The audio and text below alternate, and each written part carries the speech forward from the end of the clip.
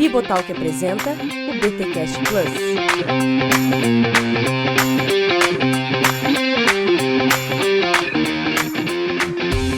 Muito bem. Começa mais um BTcast Plus, o de número 9. Eu sou o Rodrigo Bibi, estou aqui com Cacau Marques.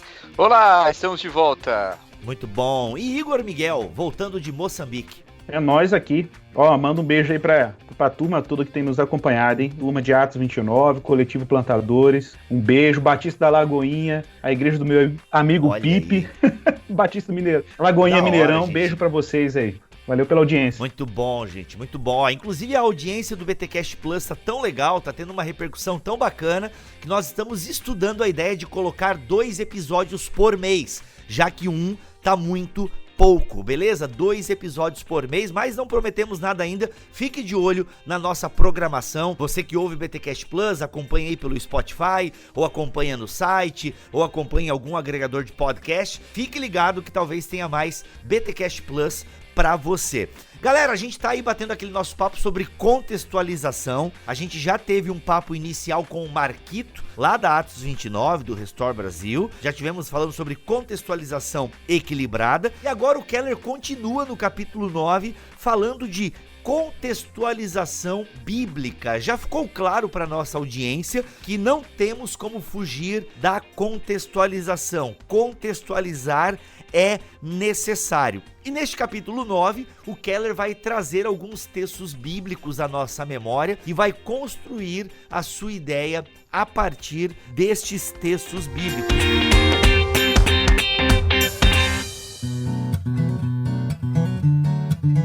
O primeiro que ele traz aqui para nós pensarmos é o texto de Romanos 1 e 2 e a natureza mista da cultura. O que a gente pode falar para o pessoal a partir deste conceito de Romanos 1 e 2 e a natureza mista da cultura? Lembrando que eu não quero discutir aqui Romanos 1, que eu tô aí numa guerra com esse texto de Romanos 1, tá? Mas como o assunto aqui não é soteriologia, tá?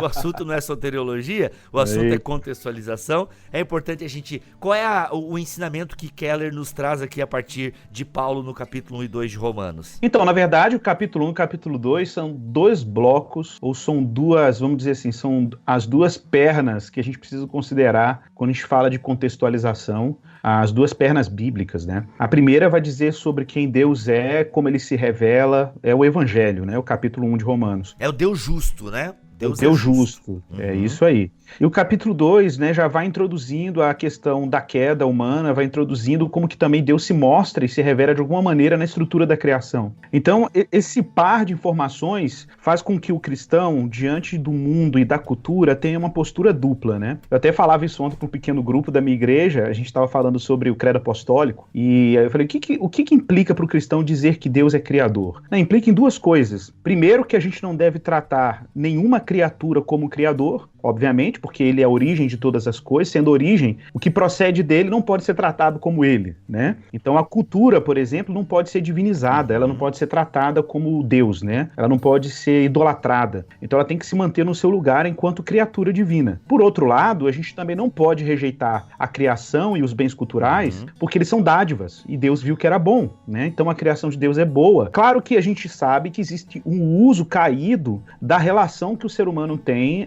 com a estrutura da criação e a cultura. Essa é uma outra conversa. Mas você não pode partir do pressuposto que tudo que é bem cultural é mal em si, né? Não, a gente não pode fazer isso, porque senão a gente incorre naquilo que os pais da igreja na antiguidade, particularmente Irineu de Lyon, chamava de blasfêmia creatoris, né? Que é a blasfêmia contra o Criador, que é quando você ignora o fato de que o mundo que Deus criou é bom e, consequentemente, os artefatos culturais são bons. O que muda, na verdade, é o uso que as pessoas fazem desses artefatos, né? Que aí pode ter realmente uma pecaminosidade, daí a necessidade de uma contextualização radicalmente bíblica, né? A gente até pode falar de revelação geral aqui, porque nas culturas existem traços do Criador, né? Que é o que na sistemática é chamado de revelação geral, né? Então, assim, é como se Deus desse pistas de si mesmo na cultura. Então, existe algo de... eu vou falar uma frase aqui, ver se ela tá certa, agora fiquei uma dúvida aqui, mas existe algo de divino nas culturas.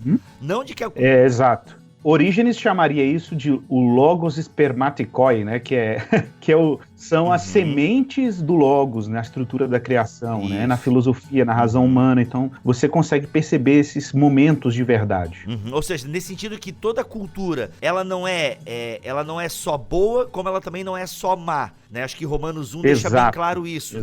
Tem o pecado, e por conta do pecado, o ser humano não consegue ver Deus plenamente na revelação geral. Ela não é suficiente, né? Para que a pessoa entenda o Criador. Mas a cultura por si só, ela não é nem só boa, nem só má. Ela é essa mescla, né? Ela tem elementos bons e tem elementos ruins. E esse é um ponto, Bibo, muito importante, porque, por exemplo, não é possível para o ser humano conhecer a Deus, o que é diferente de você perceber uma alusão ao Criador, né? Quando você olha para a criação alude ao Criador, ou seja, aponta para o Criador, mas não é possível um conhecimento de Deus que nos conceda a graça salvadora ou nos dê uma compreensão de como ele nos salva, sem que o próprio Deus se revele. Daí a necessidade do Evangelho, né? Porque o Evangelho, em grande medida, é uma parte da autorrevelação de Deus às suas criaturas para salvá-las.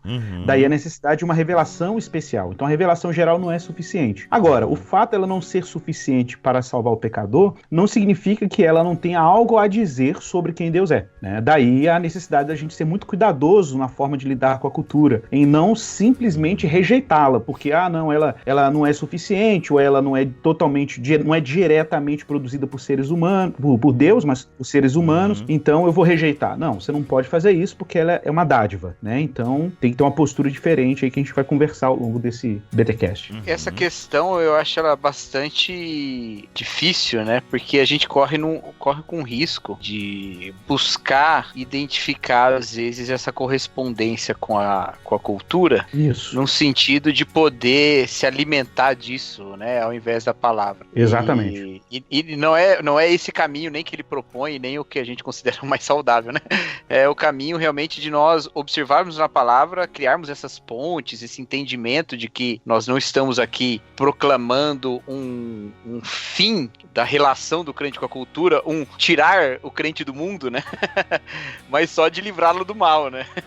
Não sei se a relação com as palavras de Jesus cabe nesse momento, mas seria mais ou menos isso. Não estou proclamando que o crente vire um ET, né? Mas também não estamos falando que a nossa atitude deveria de investigar as coisas para encontrar Deus nelas, né? Não, a partir da palavra de Deus, da nossa mudança, a nossa visão transformada sobre a realidade mesmo, né? Que a palavra nos revela, nós compreendermos aquilo com os quais nós podemos lidar e com que, né, nós precisamos transformar ou mudar na nossa própria prática e tal. Eu não sei se isso é uma preocupação minha ou não, mas eu tenho um pouco uma preocupação, às vezes, do que você falou antes, né, Igor, de divinizar a cultura, né?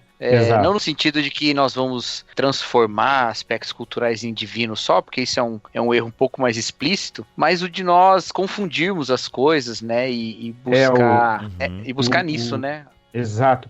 Cacau, isso me fez lembrar aqui, até o Keller faz a menção aqui nesse box, né, na página 131, ele cita aí o Richard Niebuhr, né, o Niebuhr no Cristo e Cultura, né, ele fala do Cristo da cultura, o Cristo na cultura, né, isso, que é quando a gente faz essa fusão, ou essa confusão da noção de, assim, a gente sacraliza a cultura a ponto de a cultura que é o fator que determina como eu leio as escrituras, e não o contrário, né, e a gente tem tanta experiência disso no Brasil. A gente falou isso da teologia liberal, né? Exato. A gente falou isso da teologia liberal programas atrás, que acabou sendo dominado pela cultura, né? Pelo espírito da época, pelo zeitgeist. E tem a questão, o Niebuhr mesmo fala do Cristo contra a cultura também, que é o outro extremo, né? Exato.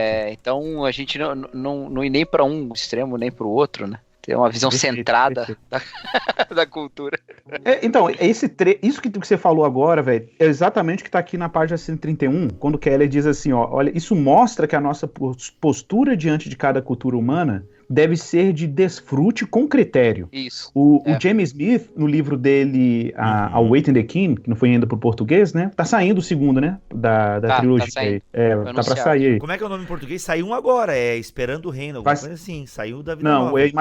Vai sair ainda, Imaginando o Reino, né? Já saiu Desejando. Isso. Vai sair o Imaginando e vai ficar... o último é Aguardando o Rei, né? Ou Esperando o Rei. E Awaiting the King. Então, nesse livro, o James Smith fala que a relação do cristão com a cultura tem que ser de engajamento prudente. Eu gostei muito dessa expressão, né? Porque ele coloca os dois elementos aí, que é... O cristão tem que ter algum tipo de engajamento no campo cultural, de alguma maneira, sei lá, vai produzir arte, tecnologia, música, não sei, não importa. Ou, cara, mesmo assim, arrumar a casa, isso é um engajamento cultural, não deixa de ser, né? Não importa, ele tem que ter algum tipo de envolvimento com o campo da cultura a partir da realidade, obviamente, do evangelho, das escrituras, mas esse engajamento tem que ser sempre prudente, tem que ter um elemento de prudência, né? E aí o Keller fala exatamente isso aqui, que a nossa postura diante de cada cultura humana deve ser de desfrute com critério, de uma bem-vinda cautela, né? Ele diz assim, devemos sim usufruir das perspectivas e da criatividade de outros povos e culturas. Devemos reconhecer e celebrar as manifestações de justiça, sabedoria, verdade, beleza em cada cultura, mas abordamos cada cultura sabendo que foi contaminada pelo pecado e de forma particular pelo pecado da idolatria. Ô Igor, na verdade, eu sublinhei a partir daí, o que mostra que esse parágrafo da página 131 merece ser lido na íntegra, porque o que você leu é muito bacana, mas o que vem depois eu acho muito legal nós falarmos, porque há também uma idolatria da minha cultura ocidental evangélica ou da minha caixa, né? Isso é muito perigoso quando eu idolatro o meu jeito de ver o mundo, né? E eu acho que o Keller dá uma cutucada nisso aqui, se eu entendi bem. Sem dúvida. Ele diz o seguinte: não podemos concluir de modo simplista que as culturas tradicionais e conservadoras são bíblicas e que as culturas seculares e liberais são imorais e maléficas. Olha aí, mano. Olha a sabedoria desse homem. Ouve, Brasil. Ouve. As culturas tradicionais têm também os seus ídolos. Não tenho dúvida. Geralmente atribuindo à família ou à etnia um valor absoluto, que leva aos males do racismo, do tribalismo, do patriarcado e de outras formas de moralismo e opressão. Exato. Brasil, ouve isso aqui, o David Koyzis, no livro dele lá, Visões e Ilusões Políticas, num capítulo que ele analisa o conservadorismo, né? Ele vai falar que o pecado do conservadorismo, no sentido clássico, ele vai dizer que é o historicismo, né? Ou o tradicionalismo, que é uma devoção ao passado, é uma devoção a tudo que é antigo, né? É uma idolatria nostálgica, né? Esse de fato, e eu não tô falando aqui de conservadorismo econômico, gente, eu tô falando de conservadorismo político e cultural, né? Que é a tentativa de manter as estruturas clássicas e se fechar para qualquer tipo de reforma estrutural que possa criar alguma mudança, que para um conservador podia ser mudança demais, né? E a gente tem que ter esse senso também de que o fato de o conservadorismo pode parecer uma posição confortável, porque você se agarra ao que é sólido historicamente, mas ela pode ser simplesmente um novo tipo de devoção falsa, um novo tipo de idolatria, né? Então, tá certo. E continua. As culturas liberais atribuem ao indivíduo e ao princípio de liberdade humana um valor absoluto que corroem a família, a comunidade, a integridade nos negócios e nas práticas sexuais. Olha aí, galerinha, olha aí vocês também aí, ó. Contudo, tanto a importância da família quanto o valor e a liberdade do indivíduo acham-se no centro da cosmovisão bíblica. O entendimento bíblico e coerente do evangelho. Os cristãos estão salvos, mas são pecadores. Da imagem de Deus, as pessoas estão perdidas, mas refletem de modo indelével a natureza de Deus. E da graça comum, todas as pessoas impedem a verdade sobre Deus, mas mesmo assim a ouvem e conhecem. Oferece uma compreensão mais flexível da cultura. Isso nos fornece a base para a contextualização.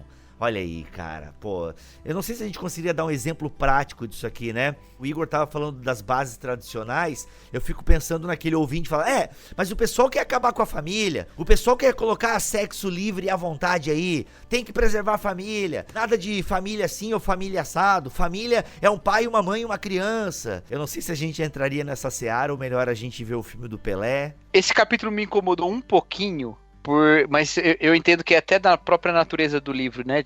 Para ser mais prático, ele não gastar muito tempo em algumas possibilidades de reflexão, assim, que não vão ter muito sentido prático. Mas me incomodou um pouquinho ele ser muito fazer essas referências sempre a conservadores e e progressistas ou liberais, né? Porque me parece, assim, até que reforça uma visão meio simplista, né? Da nossa realidade, assim, né? A gente tem muito mais matizes dentro disso tudo, né? E não são só essas duas forças que alimentam as perversões do evangelho que a gente pode acabar fazendo com a corrupção do nosso coração, né? Mas eu acho que o principal que ele quer fazer com isso, né? Mais do que dar um diagnóstico muito preciso da sociedade, é apontar a necessidade da gente olhar para o evangelho. Né? Em um outro momento, numa pregação, eu me lembro que ele falou sobre a questão das sociedades mais tradicionais, a identidade das pessoas serem formadas pelos seus vínculos familiares, e que essa geração, a geração dele, né, que já não é mais, já tem mais de 60 anos, né, mas que a geração dele é a primeira que a identidade das pessoas era formada pelo que as pessoas faziam. Então, o que você é, eu sou o que eu faço, e antes as pessoas eram em Nova York é mais evidente ainda.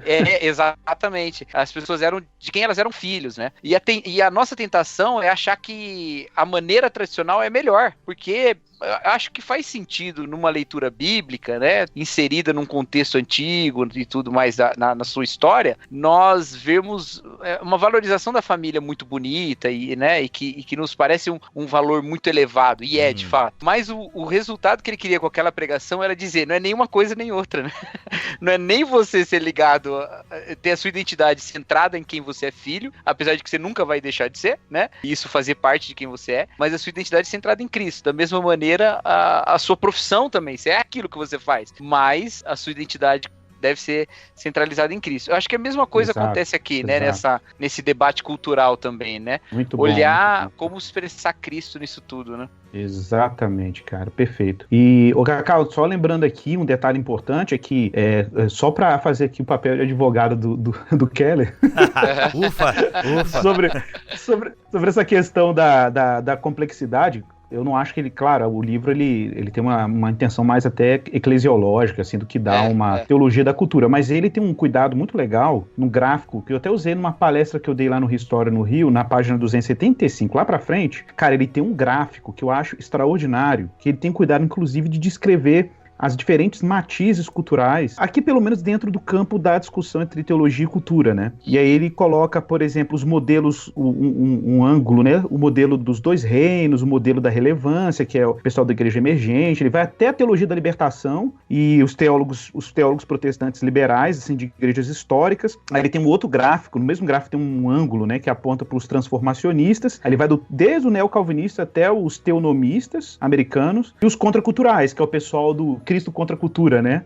Aí, mas é legal porque ele pega os espectros, cara, e coloca numa escala, assim, desde dos neo-anabatistas, né, até os Amish, por exemplo, que são, tipo assim, o exemplo mais radical de Cristo contra a cultura, né? E aí, cara, eu acho legal demais isso no Keller, assim, porque o que no final das contas ele tá oferecendo é um trabalho muito complexo de pegar os vários teólogos e várias discussões sobre a relação entre fé cristã e cultura e tentando mostrar, e ele mesmo se posiciona, assim, né, porque como ele trabalha muito a questão de ser centro, né? Ele quer o evangelho no centro, uma abordagem equilibrada e tudo. Então ele fala assim, não, cara, não vamos simplesmente dizer que o cara... Você não pode pegar um extremo, por exemplo, você não pode pegar o cara lá da teologia da libertação, que já fez uma síntese lá, ou o que ele chama de evangelho social, né? Que já fundiu o evangelho com a questão social e fala assim, tá vendo? A esquerda é isso. Então, não, ele fala assim, cara, vamos diminuir, sai um pouco do polo e vem um pouco mais pro centro e começa a perceber, por exemplo, que existem sensibilidades reais aqui. Por exemplo, a gente pode ter uma igreja histórica extremamente leal à doutrina do evangelho, ortodoxa nos fundamentos, o que é correto, mas que tem uma baixíssima capacidade de contextualização e de aplicar aquelas verdades eternas a determinados contextos. Ou, por exemplo, uma igreja histórica, ortodoxa, leal ao evangelho, mas que, por exemplo, o pobre, o morador de rua, a mulher que é explorada sexualmente, a criança, por exemplo, aliciada por crime, tá ali passando na porta da igreja todos os dias, e as pessoas entram na igreja, vão embora para suas casas completamente indiferentes a toda aquela dominação do pecado e da injustiça na porta da igreja, né?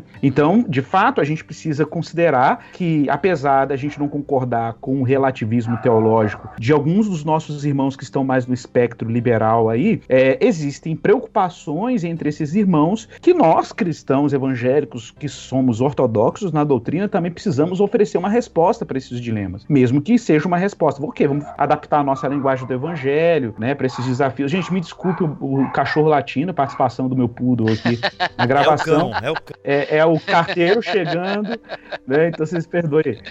Cara, tu tem um poodle, nossa, que... nada a ver. A minha esposa tem um poodle, não eu. Não, poodle é uma raça legal. Poodle é uma raça legal. Eu tive poodle na infância e eles super inteligentes. Nossa, se chama, cara, não. Se chama, e tem tudo a ver com o ruído que ele faz. Como é que é o nome? O Buzz Lightyear. Então acho que é isso, né? A gente tem que ter essa sensibilidade, né? Obviamente, com as nossas lealdades, em termos do que a gente entende que é o evangelho, mas a gente não pode ser tão cego ao ponto de falar assim, cara, será que esses caras não estão enxergando uma coisa real? A metodologia e as respostas são, claro, questionáveis, mas a gente pode negar que existe uma sensibilidade em relação a determinadas pautas que nós, ortodoxos, não podemos ignorar.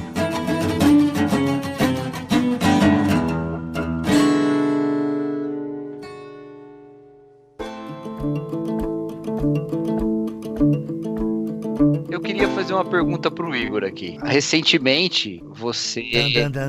Não, eu acho que toca de alguma forma o que a gente tá falando aqui, né? Recentemente, você esteve aí participando, né, da ação de socorro, de apoio aos que sofreram as tragédias, tanto aí em Brumadinho, né, quanto lá em Moçambique. E depois da tragédia de Brumadinho, você pregou sobre isso na igreja, né? Sim. Logo que você voltou de lá. É lógico que ali é uma questão, né? Você tá em Belo Horizonte, muito próximo, tem tudo isso. Mas numa prática normal da igreja, uma prática assim, frequente, quão saudável você acha? Em que momentos ou que critérios você usa para estabelecer quando a gente deve levar um evento do cotidiano, um evento da época para o púlpito, para ser abordado diretamente, entendeu? Porque eu tenho essa crise um pouco. Algumas coisas me sensibilizam às vezes e eu tenho vontade de pregar sobre aquilo no domingo que vem. E às vezes eu faço. Eu uso alguns critérios, mas eu não tenho tanta certeza de que eu tô usando bons critérios. Mas eu às vezes faço isso. E às vezes eu fico me perguntando, será que eu não fui isso porque é uma coisa que me sensibilizou, mas para a igreja não é assim tão relevante ou tão importante? Deveria ter continuado. Ó, se é político, não, tá errado. Se é nenhuma delas foi errada. É tudo questões bem trágicas. Que essa nos afeta toda semana. Vou botar um exemplo aqui. O assassinato do menino Juan, por exemplo. Vou pegar isso porque essa é uma questão que tá bem em voga e eu não preguei sobre isso, não sei se tem alguém que pregou, então vamos pegar assim que tá bem agora no nosso momento. Podia pegar o Juntos e Shallow Now, que o cara pregou no domingo seguinte, depois do Juntos, com slide na igreja e tudo. Cara, e teve aniversário da igreja naquela semana e o pastor pregou mutualidade. E a gente coloca no YouTube, né? Aí eu falei pro pessoal da mídia lá da igreja, eu falei assim, cara, e a tentação de botar o título da mensagem do pastor? Juntos e Shallow Now. Que ótimo. É contextualizar, irmão. Olha. Muito errado. Nossa, Cacau, que pergunta difícil, cara. Essa pergunta é difícil demais. Cara, eu vou te falar assim, a minha dificuldade, deixa eu pensar. Eu acho assim, primeiro, uma coisa que eu acho que a gente tem que ficar meio esperto é o seguinte, eu acho que um pastor, principalmente na nossa época, dependendo do contexto, de quem Deus tem trazido para sua igreja também e tal, o contexto que ele está inserido, por exemplo, ele tem que ser minimamente antenado a respeito da cultura pop, por exemplo. A gente subestima muito a cultura pop. E tem que ser... Não, subestima no sentido subestima o poder de influência da cultura pop, né? O poder formativo que a cultura pop tem. Como cristãos e como pastores públicos ou pastores engajados, preocupados com a contextualização, a gente não tem como ignorar, né? Não tem como ignorar o K-pop, né? As musiquinhas que agora é a modinha dos adolé, é o K-pop, né? Então, assim, tipo, a gente não tem como ignorar. Não, porque essa galera se mata, né? Essa galera é triste aí, tem que ficar de olho. Claro, K-pop é pra cima, K-pop é alegre. Mas é da mesma turma. Não sei, mas cara. Não, tem essa galera que é meio triste. Eu tô subestimando o K-pop. Minha referência é o Gangnam Style ainda. Nossa. Então a gente tem que ter no mínimo uma abertura para entender essa linguagem e tal. Então existem temas que eu acho que são temas que atingem a sensibilidade. Você tem que ver o nível com que determinados temas atingiram a sensibilidade pública, assim, né? Então, por exemplo, o caso do menino Juan, às vezes pode te afetar, mas não necessariamente afetou, sei lá, a comunidade, o seu entorno cultural e etc. Mas aquilo começa a causar uma comoção, as pessoas começam a emitir opiniões, você percebe a opinião dos membros da sua igreja nas redes sociais, são opiniões distorcidas, né, que parte de uma compreensão empobrecida do evangelho e com relação àquelas questões, eu acho que a gente tem aí uma necessidade, eu não acho que a gente tem que ter uma pregação para tratar daquele assunto, mas talvez numa pregação você possa fazer uma menção e tratar até de forma mais clara a questão à luz do evangelho, sabe? Então eu já tive experiência aqui, por exemplo, com os desastres que teve no Haiti, o desastre que teve com o tsunami, de fazer menções em textos, né, fazer menções em pregações e levantar essas questões. Brumadinho foi muito forte pra gente, né, a gente ficou muito imerso na situação. Então, assim, eu tive que separar uma pregação só pra falar do tema do sofrimento humano e aí, cara, a coisa assumiu muita vitalidade porque a gente estava dentro daquele contexto, né, e era a questão que a gente teve membro da igreja que perdeu o filho lá, perdeu o pai, uma irmã da nossa igreja que teve um filho, né, antes da sua conversão, com um rapaz que não é o marido dela, e a filhinha tava lá, órfã de pai, porque o pai morreu debaixo do rejeito de minério, então não tinha como a gente ignorar isso dentro da igreja, né? É verdade. Então era um tema muito vivo pra gente, então a gente tinha meio que uma obrigação mesmo de tratar o tema e mostrar como que Deus tem relação com o sofrimento humano. Mas, cara, eu acho que vai muito do discernimento. O caso do menino Juan, por exemplo, é um tema que a gente não vai tratar na nossa igreja, o que não significa que a gente eventualmente não trate em outros contextos, né? Num texto, numa postagem, mas no púlpito não é um caso que nós vamos tratar necessariamente nesse momento, né? Do menino Juan, eu gostaria só de pontuar o seguinte, porque esse caso ganhou visibilidade por conta, né, talvez até por questões ideológicas, né, por conta das pessoas que assassinaram o menino, porque até o Gutierrez colocou no Facebook dele agora, o Gutierrez, pra quem não sabe, é um amigo nosso aqui, que já gravou podcast e é bem informado do universo pentecostal. Ele botou agora no Facebook dele de um caso horroroso em São Roque, sei lá, alguma cidade ali de São Paulo, também, que a irmã esquartejou o irmão, e foi tão cruel quanto o caso do menino Juan e ninguém falou nada, entendeu? Exato. Então eu acho assim tem uma seletividade. Isso. E essa seletividade é ambidestra, porque você também tem essa seletividade. Com certeza. Por que não falar do menino Juan e não falar do menino lá de São Roque? Gente, eu não lembro qual é a cidade, mas por que não falar do... E fora que atrocidades acontecem à torta e à direita, né? Com crianças no Brasil e tal, e às vezes a gente fica sabendo de algumas e tal. Então assim, eu acho que... eu sei que a pergunta foi pro Igor, mas dando meus 2 centavos aqui, eu acho que assim... Não, por favor, opa. Eu penso assim, eu acho que tem que ver o nível de afetação, o tamanho da afetação disso aí. Por exemplo, Brumadinho é uma parada que eu acho que é uma afetação nacional e de comoção nacional mesmo, assim. O do menino Juan também ganhou essa porção, mas eu acho que tem um viés ideológico. Por razões diferentes. Que eu acho assim, um pouco perigoso. Mas pode entrar na questão até que o Igor falou de correção de alguma, né? Sim. De algum pensamento. Mas daí não sei se uma pregação pra isso, né? Isso, sim. Esse é o ponto. E agora, a própria questão política também, né? Por exemplo, eu já vi pastores, e agora aconteceu muito isso com as eleições desse ano, né? Não, ano passado. Mano, os púlpitos foram tomados por questões políticas, partidárias, né? A direita virou a expressão da vontade de Deus. Então eu acho isso tudo muito perigoso. Eu acho uma contextualização perigosa, entende? No fundo, a tua pergunta é difícil pra caramba de responder, né? Essa que é a verdade. Uma má contextualização, né? Não, mas olha, me contribuiu bastante aqui pra o meu entendimento também. Porque tem até essa questão mesmo, né? Que você falou da questão política. Eu temo que a gente saia um pouco mais ainda do capítulo aqui, mas eu quero... Mas aí não seria nós. A gente tá aqui pra ampliar a discussão. É verdade.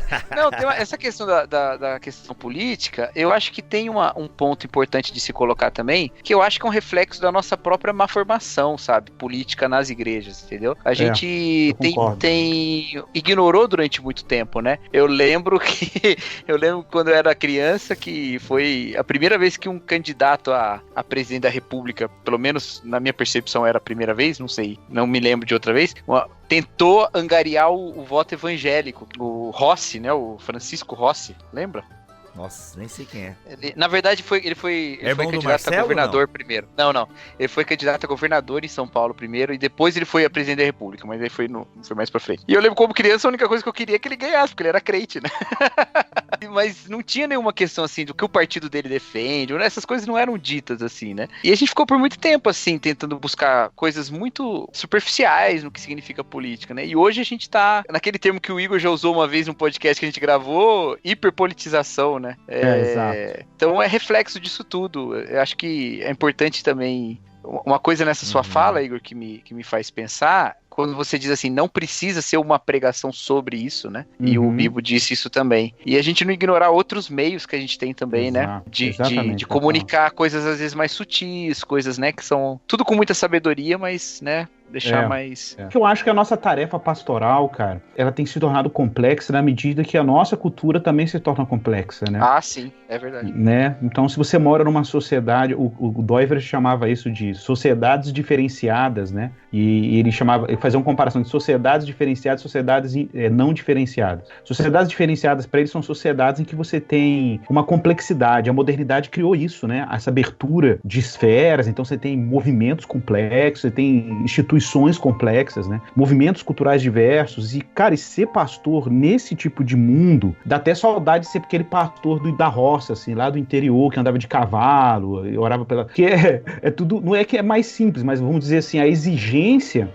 em termos de competências que o pastor tem que ter, elas são bem menos complexas, né? Mas se você tá, cara, num contexto urbano, você tem jovens que estão indo para a universidade, né? Você tem pessoas mais letradas, e a cultura urbana é uma cultura muito mais informada, né? Ou mais politizada. A tarefa pastoral realmente ficou muito mais complexa. Daí a necessidade de uma contextualização bíblica, né? Eu acho que esse capítulo do Keller, ele é relevante justamente por isso.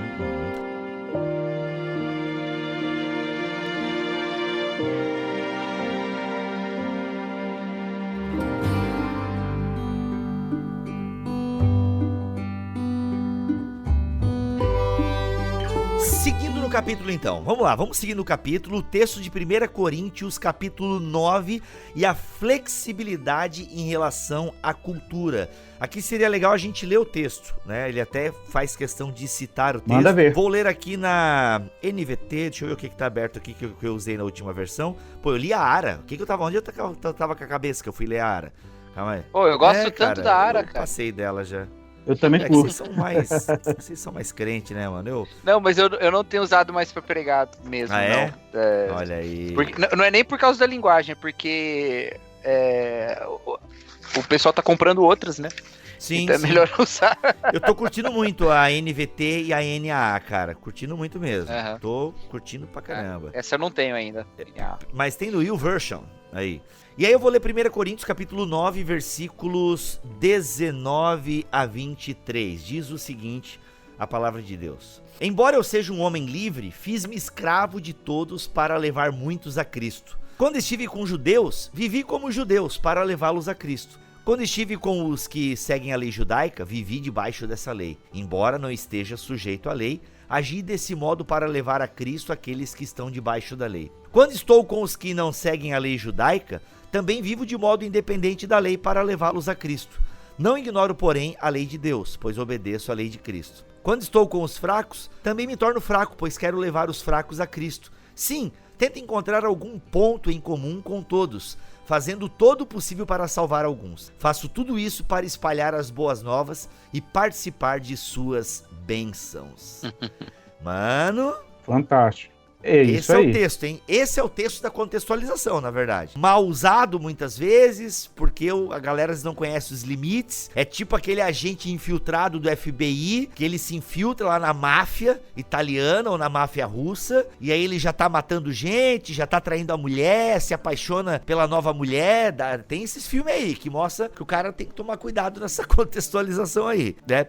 Mas esse é o texto da contextualização, gente. Qual é a natureza do que Paulo propõe aqui? Eu acho que é a sensibilidade em saber as questões da cultura que não vão contra o evangelho, né? E que você pode usá-las, inclusive, para se aproximar das pessoas que são o objetivo não, mas o alvo da pregação, né? Que vão receber a pregação. Ele cita até uma história interessante do Carson, né? Na verdade, ele cita o Carson citando a história do Hudson Taylor, né?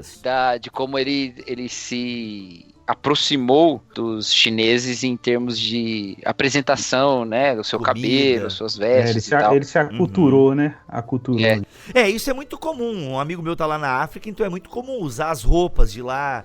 Dependendo da região, usa a paradinha na cabeça, entende? Então, assim, questão de vestimenta, questão de alimentação, eu acho que isso tudo muito válido, né? Até uma coisa que o Keller fala aqui, eu achei fantástico. Eu até lembrei de uma fala do Nicodemos, que eu vi na internet esses tempos aí, que eu não me envergonho do evangelho, eu me envergonho da atitude de alguns evangélicos, né? Mas no sentido que a grande questão aqui é o escândalo, né? A gente não pode gerar o escândalo, a queda das pessoas, né? Então, assim, evitar as coisas para não gerar o escândalo. Aí, eu achei legal que, assim, a devida contextualização, é o último parágrafo da página 133 da primeira coluna. A devida contextualização significa provocar o escândalo certo, aquele que o evangelho apresenta a todos os pecadores. Exatamente. E eliminar todos os que são desnecessários. E essa é a motivação para a contextualização. Como, por exemplo, eu sei de Assembleias de Deus em que fizeram uma arquitetura diferenciada dos padrões da Assembleia de Deus, aquele clássico templo e tal, e chegaram até a colocar cruz. Por quê? Porque naquela cidade, acho que na cidade de Gramado tem uma parada assim, ali a arquitetura das igrejas era bem aquele estilo assim, né, com uma torre, com a cruz. A Assembleia de Deus foi lá, fez a torre e a cruz, entendeu? Eu não sei se essa é a história da igreja de Gramado, mas eu sei de outras igrejas da Assembleia que colocaram cruz, que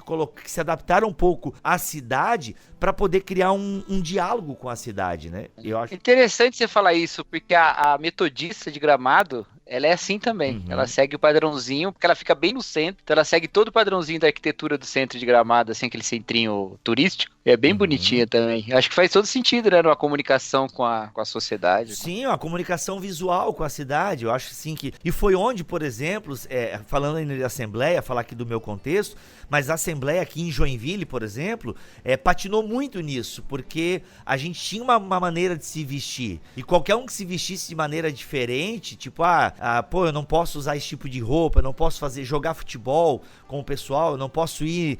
cultura pop era demonizada muito na época, então nenhum tipo de contextualização era permitida. Como existe o outro grupo que sacralizou o século XVI, a liturgia do século XVI, aí na minha igreja não pode ter esse tipo de instrumento, nada de banda de música gospel, de louvor, porque não, eu só quero ouvir a voz da congregação, nada dessas bandas. Eu concordo que banda de louvor dá muito problema em igreja, eu concordo, dá treta, né, dá treta, mas agora dizer que não, tem que ser a voz da comunidade, só no piano, no violoncelo, sei lá o quê, entende? É os problemas de você sacralizar coisas, métodos, e às vezes você banir as pessoas por coisas que não é o escândalo do pecado que o evangelho quer curar, digamos assim, né? E quer combater, de certa forma. Agora, é muito admirável nesse texto o desprendimento do próprio apóstolo Paulo, que é algo que no testemunho que ele dá aos Gálatas, por exemplo, ele atribui totalmente ao evangelho, né? Aquele que era mais zeloso da tradição judaica do que todos da sua idade, de repente ele se liberta dessas coisas todas e passa a ter um convívio até com essas próprias tradições dentro do objetivo da evangelização. Então ele não fez o contrário. Talvez ele tenha feito, porque a gente sabe que entre a conversão de Paulo e o início do ministério dele tem um tempão, né? Mas eu fico pensando o que aconteceu nesse meio para ele poder ter uma relação tão saudável até com as tradições judaicas que ele deixou e que ele reconhece que era uma escravidão. Entendeu? E ele não se tornar, ao invés de um cristão, um anti-judaico. E falar, não, o objetivo são essas pessoas. Eu acho que esse é um padrão importante para a gente pensar também na nossa contextualização. Nós temos a fidelidade ao evangelho que nós pregamos e nós temos a eficiência dessa comunicação com o coração de pessoas que Deus ama. Deus ama essas pessoas. Então, a gente precisa ser fiel ao evangelho em tudo, mas ao mesmo tempo ser absolutamente desprendido de nós mesmos naquilo que atrapalharia o amor de Deus de ser comunicado em toda a fidelidade para com essas pessoas, né? Que estão necessitando aí da palavra, que todos necessitam, né? Então eu acho muito bonito isso na trajetória de Paulo e acho que isso também nos ensina a todos. Você que está ouvindo que é de uma igreja mais contemporânea ou você que está ouvindo de uma igreja mais tradicional, tanto faz uma igreja contemporânea ou uma igreja tradicional, desde que essas coisas todas sejam eficientes para a glória de Deus. Eu sempre dou o exemplo da minha igreja mãe, e eu acho que eu já falei no BTcast Plus, da igreja mãe da minha igreja, mas falo de novo, eles são uma igreja extremamente tradicional, muito tradicional, mas que da maneira como eles eles cumprem um propósito maravilhoso de evangelização, ao mesmo tempo eles permitiram que nós nos desenvolvêssemos com a nossa própria identidade cultural como igreja, sabe? Não esperaram que nós fôssemos iguaizinhos eles até no culto, nada disso. Então, se você tá numa igreja toda contemporânea e tal, se você tá sendo, se isso tá sendo pra glória de Deus, pra que as pessoas conheçam o evangelho, glória a Deus. Se não, se é só porque você acha que tradicionais estão errados, apegados à forma e não à essência, reveja seus conceitos. Há pesquisas recentes, uma até muito interessante da Pew Research nos Estados Unidos, que mostra, por exemplo, que os jovens que não vão mais na igreja, se fossem voltar para uma igreja, prefeririam uma tradicional ao invés de uma contemporânea ou emergente. Então, talvez essa linguagem toda descolada também não seja a mais eficiente. Desde que você esteja sendo fiel ao evangelho, você estará cumprindo a vontade de Deus. Muito bom, olha aí. Cara, isso dá tanto pano pra manga, meu Deus. Mas esse texto de Paulo aí, gente, é legal porque acho que o Cacau tocou num ponto interessante. A convicção que Paulo tem do que é o evangelho, né? Porque eu fiz a brincadeira ali do agente do FBI, que vai se infiltrar e acaba se perdendo, né? Até no Brooklyn Nine-Nine tem, né? Um loucão lá que fica pirado, né? Porque se infiltrou e tal. Vocês assistem Brooklyn Nine-Nine? Não? Sim. Cara, é muito bom. Enfim. Assiste. Não. O namorado da Rosa lá, que É parte da minha, ele é piradão. É parte da minha função como pastor não ignorar a cultura pop. Eu tô brincando, é só porque eu gosto mesmo.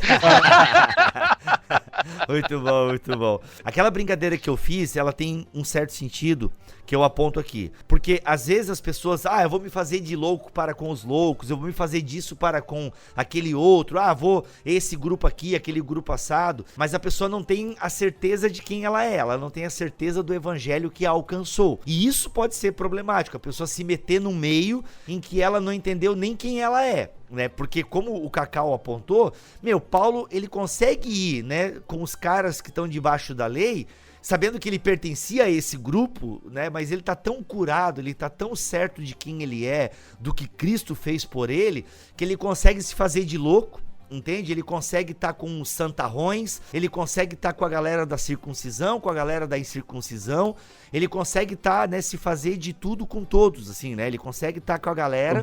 Oi.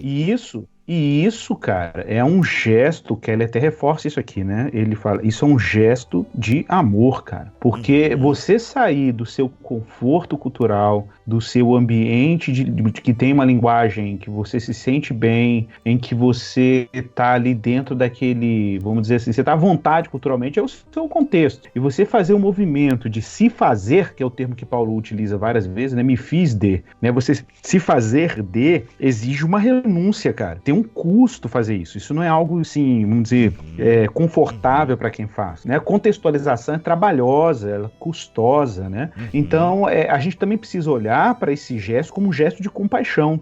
O que Paulo está fazendo aqui? Paulo está abrindo mão dessa zona de conforto para levar o evangelho para pessoas que jamais escutariam. Isso, inclusive, é uma coisa importante para todos nós, que, por exemplo, às vezes nós estamos ali no seminário, né? Estudamos muitos anos teologia, a gente aprende o vocabulário teológico, a gente acaba tendo até uma linguagem mais sofisticada, mais rebuscada para descrever determinadas coisas, mas a gente já parte daquele pressuposto, não, vou trabalhar numa igreja urbana, num contexto de uma galera mais escolarizada, eu não vou trabalhar num contexto da periferia ou numa cidade do interior, porque o que eu vou fazer com tudo que eu aprendi, com toda a capacidade que eu tenho, né? Isso pode mostrar um desamor, cara. Então, na verdade, a gente precisa ter um senso de adequação da linguagem, de contextualização, que pode envolver, inclusive, o sacrifício dessa zona de conforto, né? O sacrifício até...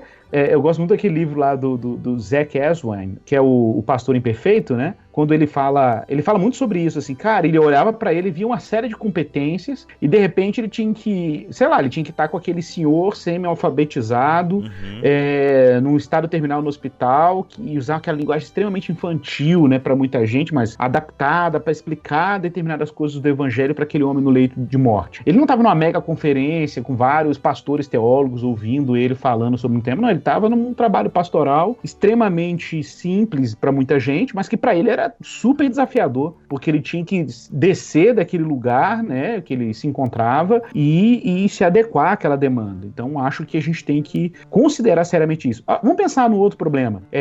Claro, com todas as críticas culturais que são importantes que nós temos, por exemplo, há muitos movimentos aí do espectro mais progressista, e eu não estou falando de evangélicos, estou falando de, obviamente, não cristãos, cristãos, mas quantos cristãos nesse momento, por causa de uma autodevoção à agenda conservadora, né, em algum sentido, estão criando uma distância cultural enorme daquelas pessoas que estão ali na universidade, que às vezes está ligado ao movimento feminista, às vezes está ligado ao movimento negro, e falam, não, é tudo comunista e não sei o quê. E por abraçar esse discurso, acaba se distanciando missiologicamente de pessoas que são profundamente carentes do evangelho em tais contextos, né? E isso eu acho que a gente tem que ficar muito atento. A gente pode ter bons argumentos, porque determinado projeto ideológico não é o suficiente para poder dar ao homem resposta para os seus anseios. Isso é muito diferente, você tem como falar disso sem ser desrespeitoso com as pessoas, mas acaba que naquela tentativa de reproduzir aquele discurso raivoso que a gente encontra em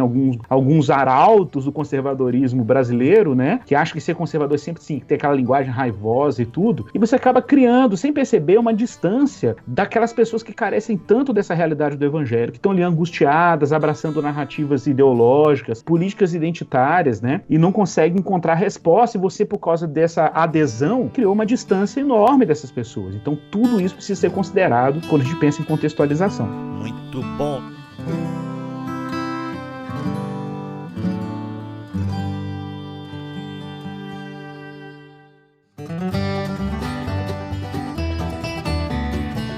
Gente, caminhando aqui no livro, a gente tem o texto de 1 Coríntios, capítulo 1, e o equilíbrio bíblico. Pois, enquanto os judeus pedem sinais e os gregos buscam sabedoria, nós pregamos Cristo crucificado, que é motivo de escândalo para os judeus e absurdo para os gentios. Mas, para os que foram chamados, tanto judeus como gregos, Cristo é poder e sabedoria de Deus, porque o absurdo de Deus é mais lógico que os homens, e a fraqueza de Deus é mais forte que os homens. Olha aí, essa natureza mista da cultura, né? Ele explica que, quando falou aos gregos, desafiou seu ídolo cultural da sabedoria. Olha aí, ou seja, ele desafia tanto o ídolo dos gregos quanto dos judeus, né? Cristo é o desafio à idolatria do coração humano, né?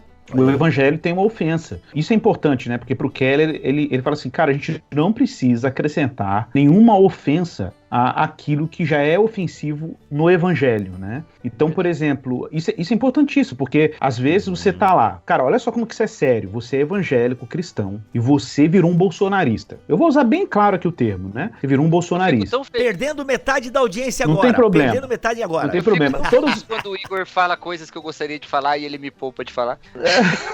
Não, é um exemplo prático. E aí você posta lá nas suas... Não, mas você vai na rede social do cara e ele só tem fotinha do Bolsonaro com pistolinha, aqueles negócios. Vamos dar um exemplo bem prático aqui. Cara, isso, que imagem pública esse cristão tá criando? Ele tá criando uma imagem pública o quê? Cara, em vez de ele estar ali usando aquela plataforma para comunicar a realidade de Cristo, o que o evangelho é, o que ele pode fazer, que já é escândalo suficiente, mas é um escândalo bíblico, o cara acrescenta ao escândalo do evangelho, por exemplo, um tropeço político. Ah, não, eu tenho que ter minha liberdade de posicionar politicamente. Beleza, mas você é cristão, cara. Você é cristão, você tá usando um espaço público. Tá? Eu poderia usar a mesma analogia pro cristão, por exemplo, que tem simpatia por partidos mais à esquerda, né? Porque existem conservadores não evangélicos também, né? Não evangélicos. Que de repente olha para aquele cara ali, pô, mas esse cara é mó esquerdista, esse cara aqui é mó Lula livre e não sei o quê. Cara, você precisa colocar esse anexo de escândalo ao que o evangelho já faz. Então, o evangelho, ele já choca o suficiente, cara. Ele já causa impacto suficiente. Anunciar Cristo, como ele compara aqui o judeu e o grego, né? Você anunciar o Cristo crucificado por uma comunidade que adora a sabedoria, que são os gregos, e você anunciar o Cristo que foi humilhado na cruz para uma comunidade que adora o poder, né? Que é,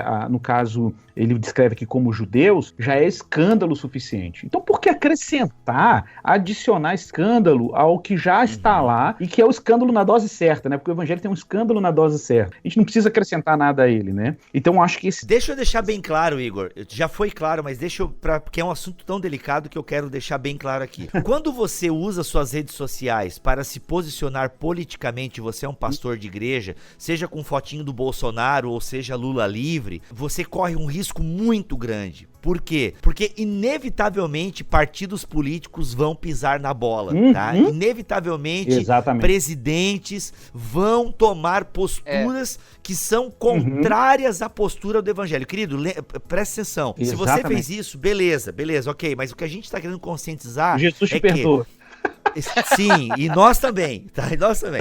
O que eu quero dizer é o seguinte, é que, beleza, porque pra mim o Bolsonaro espelha melhor o que tá mais próximo da Bíblia. Não, beleza, você pode ter a seu entendimento, como muitos entendiam que Lula espelhava melhor os princípios do evangelho e da justiça do evangelho. E alguns ainda entendem. E alguns ainda entendem. Beleza, você tem esse direito. O que a gente tá querendo deixar claro aqui é que você soma um escândalo, que o Igor acabou de dizer, você soma uma pedra de tropeço desnecessária ao anúncio do evangelho. Porque só o anúncio do evangelho na nossa cultura ocidental já é um escândalo por si só. Se nós vivêssemos a integralidade do evangelho, a nossa própria vida já seria um anúncio de juízo e graça, de lei e evangelho. Então assim, quando a gente adiciona isso, esse tipo de coisa, a gente tipo, não é você que estava apoiando esse cara aí, olha o que ele tá fazendo agora. Mano, o evangelho não tem nada a ver com o que o Bolsonaro ou o Lula fizeram, sabe? E isso é extremamente problemático. Cara, eu não sei se é verdade, não sei se vocês acompanharam e se procede a informação. Eu só vi na internet e não fui atrás, né? Mas parece que o Trump foi na igreja do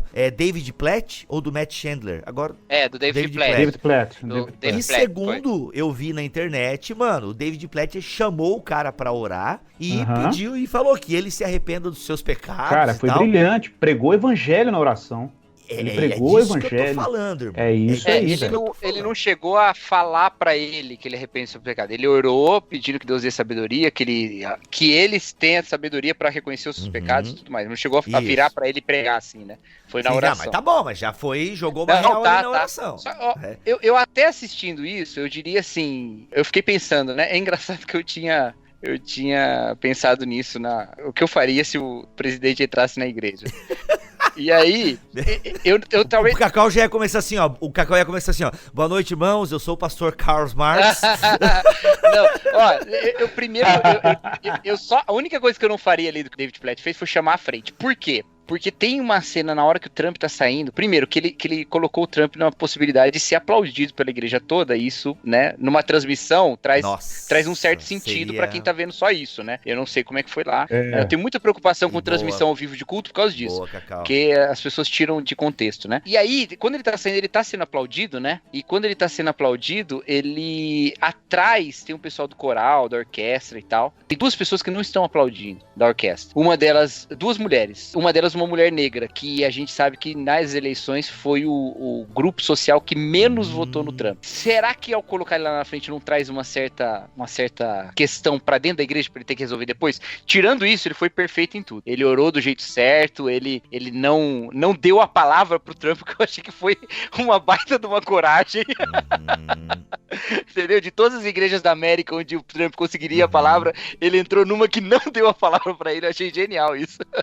Eu não chamaria à frente só por causa disso. Agora, né, a igreja tem um contexto dele, ele conhece a igreja dele muito melhor que eu. Mas nisso tudo tem uma coisa que eu fico me perguntando às vezes, e eu vou botar pra vocês. Se também nós não precisamos ter um pouco mais de graça em lidar com os nossos irmãos que fazem essa opção por se engajar em certas coisas. Então, assim, o debate público hoje, ele tá muito polarizado. E nisso que ele tá polarizado, o debate político, ele tá tão polarizado que ele leva a um sentimento, assim, de rejeição das pessoas pelas suas opiniões. E há uma rejeição, e ela também ambidesce. Então, amigos meus mais progressistas têm rejeição, às vezes, completa a qualquer pessoa que expressa que votou no Bolsonaro. E a mesma coisa o contrário. Eu acho que essa comparação, ela é um pouquinho assimétrica, porque... Obviamente, entre os evangélicos no Brasil, a maior parte votou no Bolsonaro, e então não dá pra gente simplesmente botar as coisas como se elas fossem iguais, por isso talvez a gente esteja mais falando de um lado do que do outro aqui nesse podcast, mas mais importante que isso é a gente notar que às vezes a própria pessoa que está fazendo uma opção por se posicionar em algumas questões, faz isso também como forma de ganhar alguns. Entendeu? Então, assim, se você tem uma ideia entre as pessoas com quem você trabalha, de que o crente é misógino, por exemplo, é normal que você se expresse como alguém que é exceção a essa regra que aquela pessoa considera uma regra, né? E isso vai refletir para além da bolha dele nas redes sociais. E a gente, às vezes, vai pegar um cara desse, um cara que dialogue mais, ou uma mulher que dialogue mais com o feminismo, por exemplo, pra mostrar que ser evangélico não é ser misógino, e a gente vai falar, olha esse esquerdista aí, e vai jogar pro outro lado do debate, entendeu? Quando aquela pessoa tá simplesmente expressando uma ressalva que tem muito a ver com o próprio ministério dela, às vezes, sabe? Eu me preocupo um pouco que as identidades todas estejam tão mais importantes do que a identidade de Cristo, que até quando alguém não abre mão da identidade de Cristo, mas bota ali um engajamento dentro das possibilidades que o evangelho dá, um engajamento social, ela já é rapidamente colocada como ou de um lado ou do outro, né? O que o Igor falou sobre o Paulo, de uma questão de amor ao próximo e tal, tem esse amor ao próximo também, né? Esse amor ao próximo de dar um ouvido gracioso, né? De ouvir, não, peraí, essa pessoa aqui, ela tem um encontro com o Senhor Jesus Cristo e ela tá entendendo essa questão desse jeito, vamos entender, né? Inclusive, especialmente as pessoas que estão bastante vinculadas com isso, sabe? As pessoas que estão se envolvendo nas causas, elas são Jesus envolvidas naquela causa, e seria muito orgulho você acreditar que ela que tá lá diante do sofrimento, ela tem uma percepção menor do sofrimento do que você que tá distante e é cristão, quer dizer, você é mais cristão que ela, na verdade você se acha mais cristão que ela só porque você tá longe do sofrimento, que não faz sentido nenhum, né? Então, seja mais gracioso, né? Quando alguém fala uma coisa que te arrepia assim, fala, cara, isso aqui parece muito esquerdismo, ou isso aqui parece muito bolsonarismo, seja mais gracioso, tenta entender os pontos, né? Caminhar na paz de Cristo. É isso mesmo, é isso aí. Muito bom.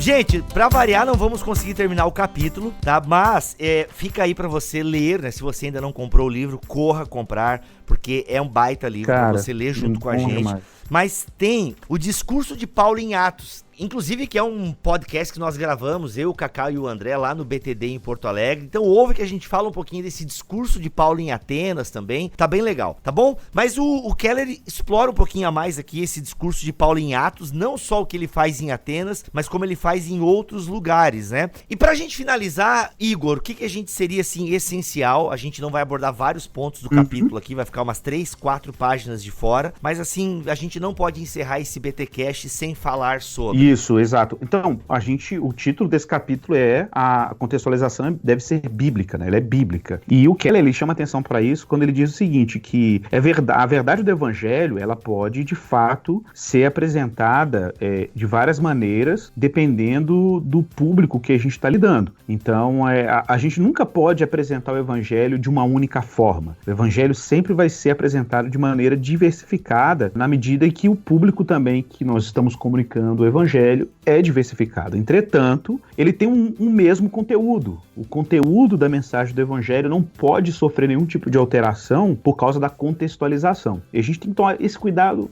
demais. Porque você está falando do evangelho para um público, por exemplo, que é sensível a determinados temas, a gente pode ter, por exemplo, a tentação de omitir parte da mensagem do evangelho. E a nossa lealdade à Bíblia é a que vai parametrizar ou vai determinar, né, o grau de fidelidade que nós temos que ter com a mensagem e os limites da contextualização. Nós já falamos disso em outro BTcast Plus, né, sobre esses limites da contextualização. Então, por exemplo, o Keller vai dizer aqui na página 136, né, que a natureza de Deus, por exemplo, como justo e amoroso, nosso estado de pecado e perdição, e a realidade que Jesus conquistou a salvação a nosso favor, e a necessidade de aceitarmos essa salvação por meio da fé e pela graça, é esse núcleo que não pode sofrer nenhum tipo de alteração na comunicação do evangelho. Imagine uma pessoa que teria, por exemplo, na hora de pregar o evangelho, porque os ouvintes que estão diante dele são pessoas extremamente céticas, e aí ele de repente fala assim, não, é que na verdade Jesus não ressuscitou literalmente, é uma ressurreição simbólica. Então isso aí já é um comprometimento do conteúdo da mensagem por causa do apelo dos ouvintes, né? Ou porque você quer tornar aquela mensagem mais aceitável para aquele contexto. Não, você não pode comprometer a mensagem do evangelho a esse ponto, né? Em nenhum ponto, na verdade. Então o evangelho tem que ser mantido íntegro. A contextualização, ou seja, o modo de comunicar é que varia de pessoa para pessoa. Muito bom, muito bom. Mas a essência bíblica tem que ser preservada, né? E aí tem os apelos da Bíblia, onde o Keller faz ali um resumo de alguns pontos do Carson. Aliás, ele cita bastante o Carson, né? Os caras são brother mesmo. Olha aí. Cita bastante. O Carson tem uma boa produção também nessa área de Cristo e cultura, né? Sim. Tem até uma crítica ao Niebuhr, né? Se não me falha a memória. Tem uma acho crítica até ao que Niebuhr. eu tenho esse livro aí. Nunca li, mas eu tenho. Tá? Gente, voltamos no próximo episódio com o capítulo 10, Contextualização Ativa. Legal. Acho que eu vou chamar um missionário, hein, pra gravar com a gente aqui. O meu amigo tá lá em Burkina Faso, pra ele falar disso aí. Na hora, hein? Interessante. Por que não? Why not? É isso, gente. BTcast Plus, passe para o seu pastor, você que não é líder, você que somente um ouvinte de podcast ama o Bibotalk, gosta do nosso conteúdo, já ensinou algum amigo seu que é líder na comunidade, pastor, professor, presbítero, já ensinou ele a ouvir o BTcast Plus? Vai lá, carinha, ensina ele. Se ele usa o Spotify, mão na roda. É só colocar lá BTcast, assinar, pronto, já tá bonitinho, ensina ele a ouvir ali. Ou se não, instala um app de podcast aí no celular dele. Se ele já tem um iPhone, é o ícone roxo, o app de ícone roxo. Se ele tem Android, coloca lá Castbox, Podcast Addict, Google Podcast. Vai lá em Search, na lupinha, coloca BTcast, assina lá. Vai lá, gente, ajude a gente a divulgar mais e mais o BTcast Plus Igreja Centrada. Agora, se a gente vier com 2 episódios por mês, vamos precisar ainda mais da sua ajuda para difundir este conteúdo. Meu amigo Igor, obrigado pelo seu tempo, disposição e estar aqui servindo a igreja. Valeu, guerreiro. Tamo junto. É nóis. Cacau, é sempre uma honra. Bibo, uma honra estar com vocês sempre. Uma alegria. Tamo junto. Cacauzão, é nóis. Segunda vez no dia, hein? Opa. Coisa boa. Não, foi ontem, né? Foi ontem? Hoje eu gravei de manhã com quem? Eu gravei com outra pessoa, foi mal. Eu gravo tanto que tô perdidaço. Valeu, pessoal. É isso, gente. Valeu, gente. Um abraço e deixa eu falar pros ouvintes aqui, ó, se for divulgar, divulga mesmo, porque é muito legal, esse livro é muito bom, mas não precisa começar com esse episódio não, que tá mais polêmico, começa desde o primeiro. Importante. Não, divulga o primeiro episódio, calma. Senão o cara já vai taxar a gente de esquerdista, satanista, sei lá, ortopedista. Não tem nada a ver com isso, a gente então, tudo ama Jesus começa... aqui. Cara, momento assim, enfim, deixa... Vamos encerrar, depois eu conto pra vocês uma parada aí. Valeu, gente, um abraço, Deus abençoe todos, até o próximo, se ele quiser e assim permitir. Valeu!